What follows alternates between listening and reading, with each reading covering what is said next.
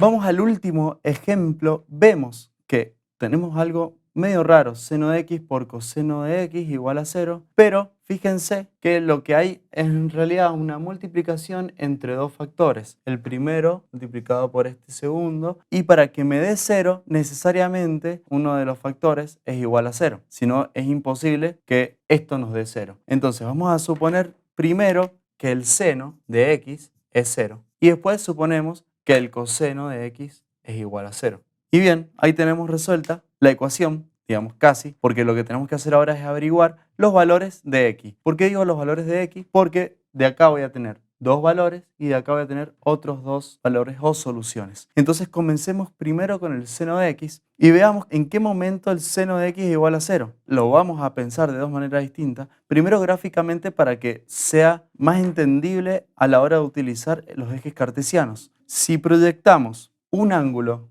sobre el primer cuadrante, y este ángulo es el ángulo alfa, vamos a obtener la proyección del seno de alfa sobre el eje vertical, ¿sí? Entonces va a andar por acá. O sea, la proyección del seno de alfa, por ejemplo, que me dé, no sé, 0,5, esto significa que mide 0,5, ¿sí? La proyección. ¿Y cómo lo hago? Lo miro desde acá. Yo miro desde acá y esta proyección, esta sombra que se ve acá, es el seno de alfa. Ahora, para ver el coseno de alfa, lo que hago es observar desde acá, ¿sí? Y la sombra que se proyecta, es decir, por acá, me da el coseno de alfa. Muy bien, entonces me dice cuando el seno de un ángulo es igual a 0. Y cuando, en realidad, va a ser 0 cuando este ángulo no tenga ninguna elevación, ¿sí? Cuando esté así acostado sobre el eje de las x. Ahora, si está un poquito levantado, voy a tener una proyección sobre el seno de alfa y ahí voy a tener un valor mínimo. Y a medida que voy girando, que voy aumentando la cantidad de grados, voy aumentando el seno del ángulo hasta llegar a 1 o a menos 1. Pero cuando está acostado,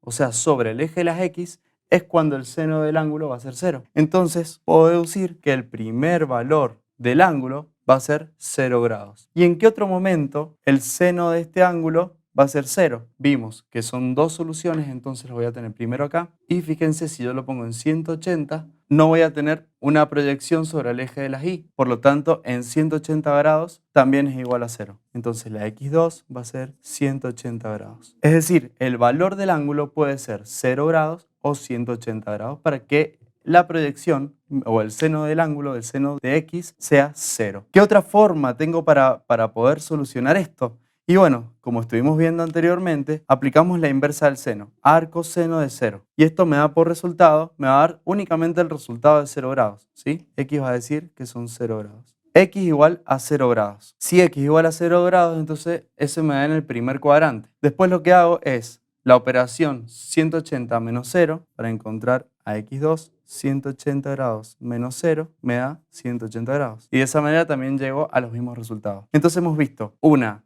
solución gráfica, ¿sí? Observando los ejes cartesianos en la circunferencia, y también hemos visto la analítica como lo hicimos en los ejercicios anteriores. Ahora veamos la del coseno, coseno de x. Fíjense que el coseno, habíamos dicho que era la proyección sobre el eje de las x. Entonces, el resultado, en vez de darnos en la horizontal, nos va a dar en la vertical. Nos va a dar acá, cuando no hace proyección. Por ejemplo, ahí está haciendo una proyección chiquita sobre el eje de las x, y acá también una proyección negativa sobre el eje de las x, pero cuando yo estoy sobre la vertical, es decir, a los 90 grados, el coseno del ángulo va a ser 0. Entonces, el primer valor, es decir, el valor número 3, la solución 3 del ángulo de esta ecuación va a ser 90 grados. Y si giramos 180 grados, vamos a estar de vuelta en la vertical y tendríamos el cuarto valor o la cuarta solución que puede tomar x, 270 grados. Bien, y de esta manera finalizamos el ejercicio con estas 4 soluciones. Así que espero que les haya servido. Recuerden ver el video anterior donde van a encontrar los conceptos que tienen que tener claro para llegar acá y